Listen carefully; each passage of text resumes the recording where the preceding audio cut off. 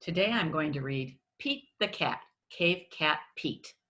And what do we call this part of the book? That's right, it's the cover. And Pete the Cat, Cavecat Pete, what do we call that? It's the title. And this was written by James Dean. And what do we call the person who wrote the book?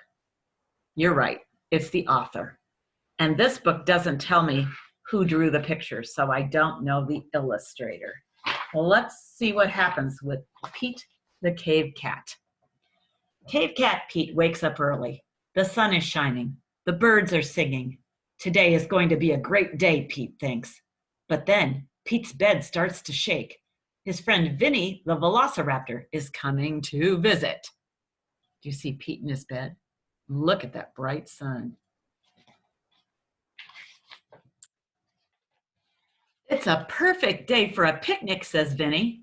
What a great idea, says Pete. Who should we invite? Everyone, Vinny yells.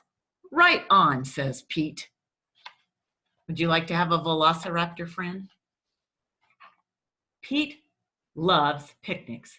He heads out to invite all of his friends. First, Pete finds his good friend, Ethel the Apatosaurus. To get her attention, Pete climbs all the way up to the top of the tallest tree. Look at Pete on top of the tree. And here's his friend Ethel. Look how tall she is and how big she is. Would you like to come to a picnic? Pete asks. I'd love to, says Ethel. What can I bring? How about a really big salad? Pete suggests. What a great idea, says Ethel. I'm on it. Pete wanders along the river. He sees T-Rex. T-Rex plays the guitar. T-Rex is awesome. Hey, T-Rex, Pete yells. Want to come to a picnic? Sweet, says T-Rex. Can I bring my guitar? Definitely, says Pete. We can jam. Count me in, says T-Rex. Okay, if I bring Al the Allosaurus? He's a whiz on the drums. The more the merrier, says Pete. So T-Rex and Al the Allosaurus. Pete sees his friend Terry the pterosaur in the sky. Hi, Pete, she calls. Pete invites Terry to the picnic too. Would you mind giving me a lift? Pete asks. Sure, says Terry. Climb aboard. Look what Pete gets to do. He gets to fly. Pete sees the spiked tail of his main man, Skip the Stegosaurus. How are you feeling today, Skip? Pete asks. Skip has been sick with the sniffles. Better, says Skip. Thanks for asking. You up for a picnic? I think so, says Skip. I hate to miss the fun. So there's Skip the Stegosaurus.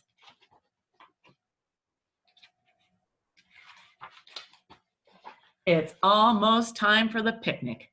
Cave Cat Pete rushes through the forest. He doesn't want to be late. Whoops! Pete trips over Trini the Triceratops. What's Trini doing?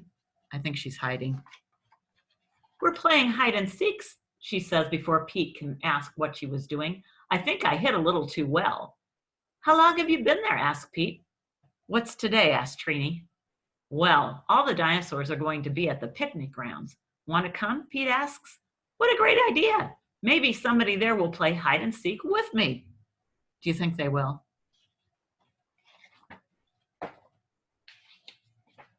It's time for the picnic.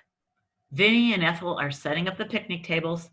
T-Rex and Al are warming up to play some tunes. Terry and Trini are playing hide and seek.